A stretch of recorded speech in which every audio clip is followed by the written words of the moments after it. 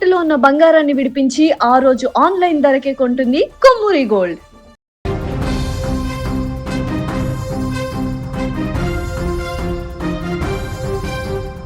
Sai Krishna custodial death case దర్యాప్తులో రోజు రోజుకు కీలక పరిణామాలు వెలుగులోకి వస్తున్నాయి. సస్పెండ్ అయిన సిఐ నాగరాజు కస్టడీ కోర్టులో దాఖలు చేసిన మెమోలో సిట్ పలు సంచలన అంశాలను వెల్లడించింది.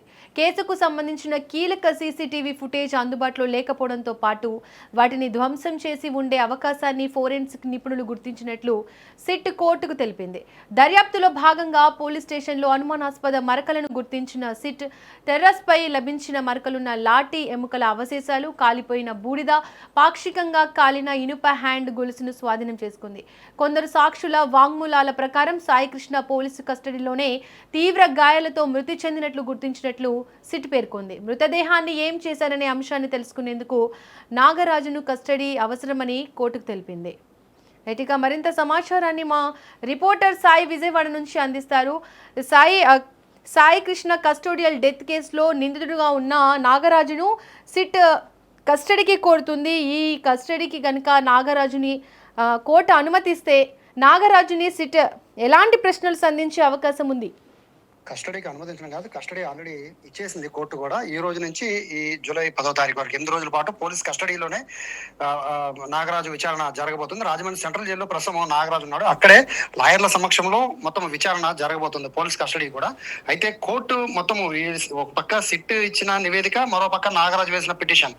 నాగరాజు కూడా తనకు పోలీస్ కస్టడీ ఇస్తే ప్రాణహాని ఉందని నాగరాజు చెప్తున్నాడు. కానీ మాకు కీలకమైన ఆధారాలు దొరికినాయి, నాగరాజు నోరు విప్పట్లేదని సిట్ చెప్తోంది.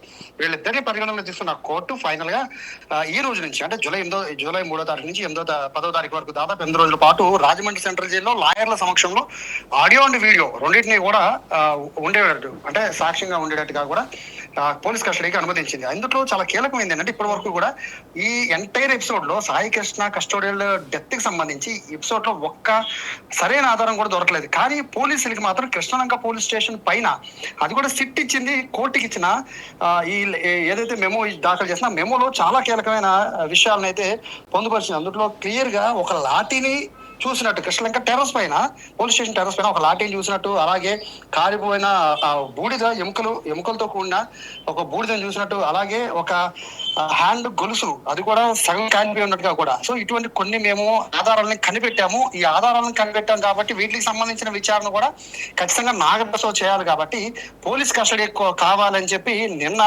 కోర్టును అడిగింది సిట్ బృందం. సో దీనికి సంబంధించి కొన్ని విషయాలు తప్ప, అంటే నేరుగా నాగరాజు కూడా ఏం చెప్పారంటే పోలీస్ కస్టడీకి ఇస్తే తన ప్రాణహాని ఉంది, తను చంపేస్తారు, తనకి నిజం చెప్పించాలని బలవంతంగా ఒప్పేస్తారని చెప్పి నాగరాజు చెప్పిన నేపథ్యంలో ఇటు ఈ అంశాలు, సిట్ చెప్పిన అంశాలు, మరోవైపు నాగరాజు చెప్పిన అంశాలు రెండింటిని పరిగణన తీసుకుని ఈ రోజు నుంచి జూలై 10వ తారీఖు వరకు 8 రోజుల పాటు పోలీస్ కస్టడీకి అనుమతించింది, అది కూడా లాయర్ల సమక్షంలో.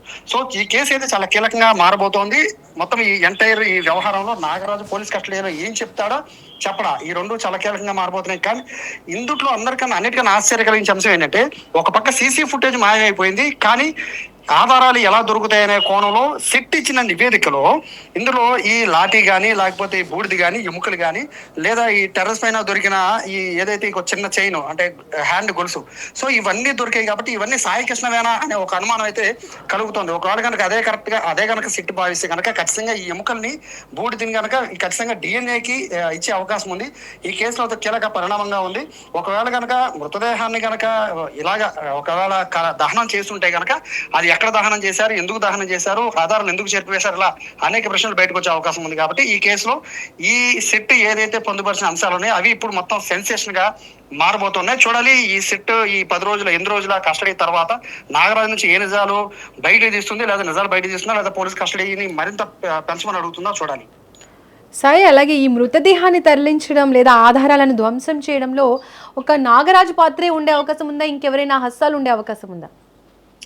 ఇందులో హస్తం కానీ లేకపోతే నాగరాజు తరలిస్తాడా, ఈ అంశాలంతా కూడా సిట్ పరిధిలో ఉన్న అంశము. అయితే ఇందులో మొత్తం ఇప్పటి వరకు కూడా 6 ప్రధాన నిందితులుగా పోలీసులు సిట్ బృందం గుర్తించింది. ఇప్పటికి దాదాపుగా 5 వరకు కూడా అరెస్ట్ చేసింది. అయితే ప్రధాన నిందితుడిగా సిఐ అంటే స్టేషన్ హౌస్ ఆఫీసర్ గా ఉన్న సస్పెండెడ్ సిఐ నాగరాజు ఉన్నారు. కాబట్టి నాగరాజుని ఇప్పటికే రిమాండ్ పంపించింది.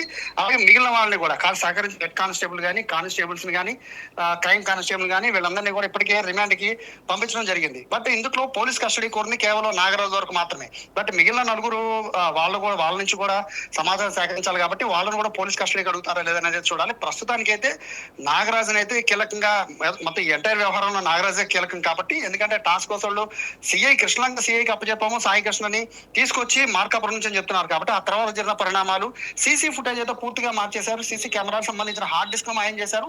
మాయం చేయడమే కాదు, పూర్తిగా ఎరేజ్ చేయడం కాదు, హార్డ్ డిస్క్ నే మార్చేశారు. సో ఇంత పకడ్బందీగా హత్య చేసి, హత్య తర్వాత బాడీ దొరకకుండా చేసి, తర్వాత హార్డ్ డిస్క్ లేకుండా చేసి, ఇవన్నీ ఎందుకు చేశారు అనే కోణంలోనే ప్రస్తుతం సిట్ ఎంక్వైరీ చేస్తుంది. కాబట్టి మరింత మంది సాక్షుల్ని, అలాగే మరింత మంది ఈ కేసులో మరింత మంది నిందితులుగా ఉండే అవకాశం కనబడుతుంది. సాక్షుల్ని మరింత మందిని విచారించే అవకాశం కూడా ఈ కేసులో కనబడుతుంది. Right Sai, thank you.